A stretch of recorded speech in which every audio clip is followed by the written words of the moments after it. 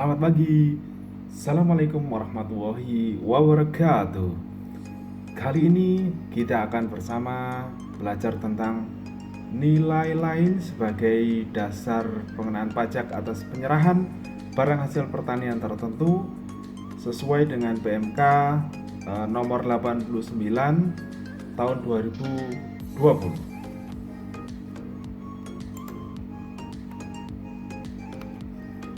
Jadi eh, kita akan belajar satu persatu.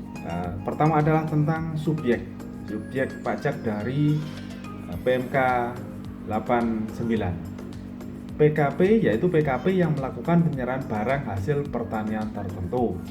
Nah, subjek yang dimaksud ini, subjek dapat memilih untuk menggunakan nilai lain sebagai DBP sebagaimana diatur dalam PMK 89. Ini adalah PKP yang melakukan penyerahan barang hasil pertanian tertentu yang jenis barang dan prosesnya sebagaimana tercantum dalam lampiran ini ya, lampiran PMK ini yang tidak terpisahkan, bagian yang tidak terpisahkan.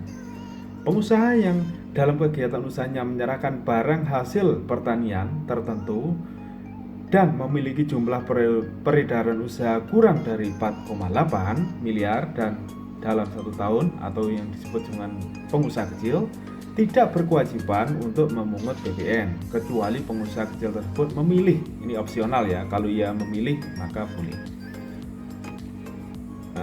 Objek. Nah, kita sekarang bicara dengan objek PMK 89 atau hasil pertanian tertentu. Barang hasil pertanian tertentu atau disingkat dengan BHPT dalam lampiran huruf A PMK 89 itu ada 4 objek. Yang pertama adalah 24 jenis tanaman perkebunan.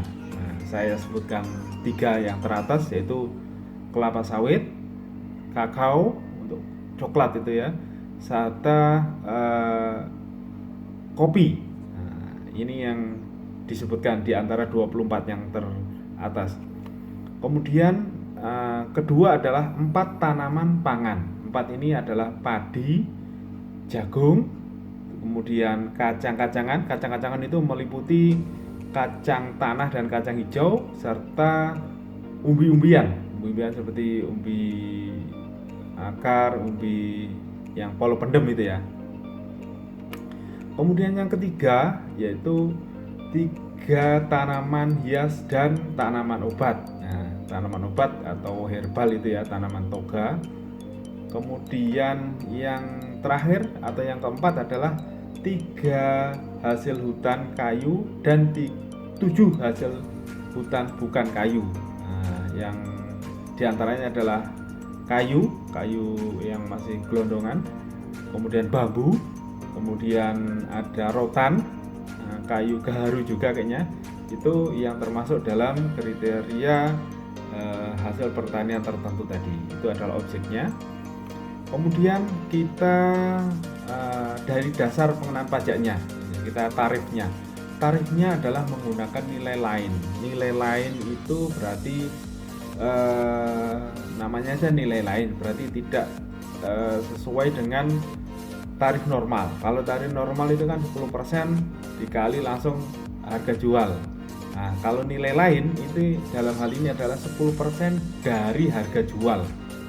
Sehingga 10 dikali harga jualnya itu ketemunya adalah tarif efektifnya adalah 1%. Nah, dalam hal ini PKP wajib melakukan pemberitahuan menggunakan nilai lain harus disampaikan ke KPP tempat PKP terdaftar. Nah, seperti ini hanya formatnya ada di PMK 89. Kemudian hal-hal yang terkait dengan tadi pemberitahuan, PKP yang melakukan penyerahan hasil pertanian tertentu dapat menggunakan nilai lain sebagai DBP sejak 8 PMK 89 ini diundangkan dan harus menyampaikan pemberitahuan ke KPP tempat terdaftar. Ini tidak boleh di KP2KP ya. Penyampaian pemberitahuan penggunaan nilai lain sebagai DBP hanya dilakukan sebanyak 1 kali, tidak pas waktu menyerahkan berulang kali enggak, tapi hanya 1 kali pada saat pertama kali menggunakan nilai lain sebagai DPP. Selanjutnya, pemberitahuan disampaikan paling lama pada saat batas waktu penyampaian SPT masa PPN masa pajak pertama dimulainya penggunaan nilai sebagai DPP. Misal nih, SPT pertama kali mau menyampaikan adalah Mas Agustus gitu ya. Agustus, maka batas waktu penyampaian SPT pertama adalah kalau masa Agustus ada terakhir tanggal di bulan September, maka paling lama penyampaian paling lamanya adalah tanggal 30 September. Pemberitahuan dilakukan secara elektronik melalui saluran tertentu. Ini dalam hal belum tersedia maka bisa melalui secara langsung melalui KPP pos juga bisa. Pemberitaan tertulis menggunakan contoh format lampiran huruf B PMK 89.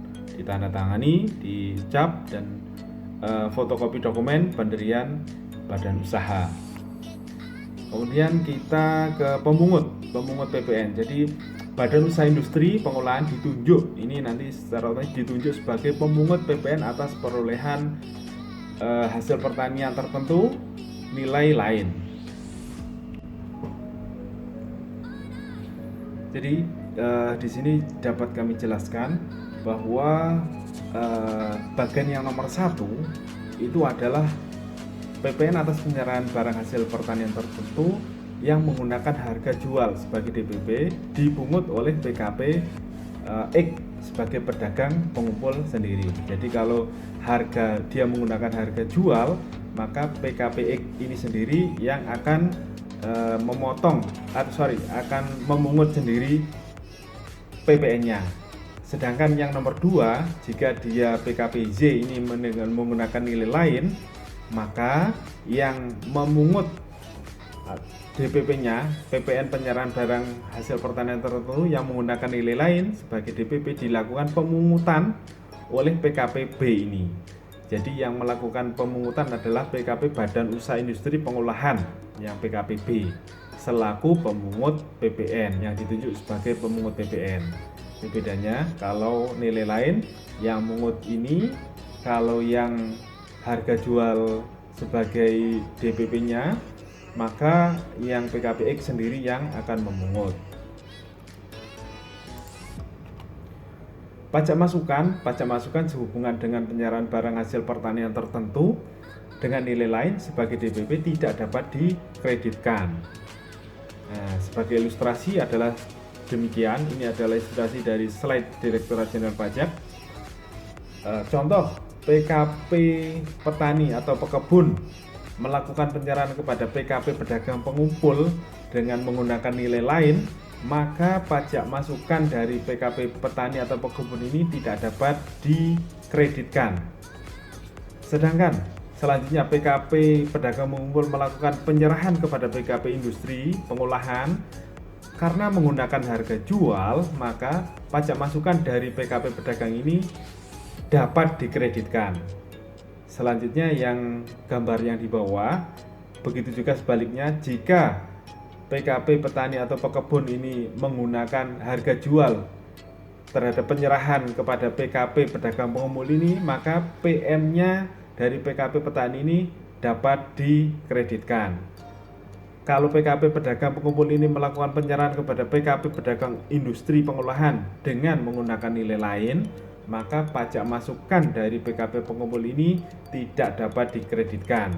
Itu ya. Jadi intinya kalau menggunakan nilai lain tidak dapat mengkreditkan pajak masukannya. Nilai lain tidak dapat mengajukan pajak masukannya. Namun kalau menggunakan harga jual, maka PKP tersebut dapat mengkreditkan pajak masukannya. Selanjutnya adalah faktur pajak. Jadi PKP nilai lain wajib menerbitkan faktur pajak atau dokumen yang kedudukannya dipersamakan dengan faktur pajak. Nah, ini perbedaannya faktur pajak. Kalau dengan kode 03, maka penyerahan nilai lain sebagai DPP kepada pemungut PPN. Kalau menggunakan 04, kode 04, maka sama menggunakan nilai lain tapi kepada selain pemungut PPN. Berarti biasa PKP biasa ya, bukan pemungut. Atau yang ditunjuk sebagai pemungut tadi ya, ini kepada pemungut. Kalau 03 kepada pemungut PPN. Kalau DPP kepada 04 ini kepada selain pemungut PPN. Kembali ke harga jual. Jadi PKP lain yang kembali menggunakan harga jual sebagai DPP tidak dapat lagi menggunakan nilai lain. Saya ulangi, tidak dapat lagi menggunakan nilai lain. Ini adalah setorannya. Kalau dengan non pemungut menggunakan KJS 100, sedangkan kalau dengan pemungut KJS-nya adalah 900. Nah, kalau SPT PPN-nya normal sebagai PKP adalah 111 SPT, kalau dengan pemungut adalah 1107 put. Kedua SPT PPN disampaikan paling lama pada akhir bulan berikutnya. Sedangkan SPT PPN 1107 put nihil ini tidak dapat transaksi penyerahan. Jadi kalau tidak ada transaksi tidak wajib menyampaikan, tidak perlu menyampaikan SPT ini. Jadi insidental, kalau ada transaksi baru menyampaikan 1107 put ini. Demikian, terima kasih. Assalamualaikum warahmatullahi wabarakatuh.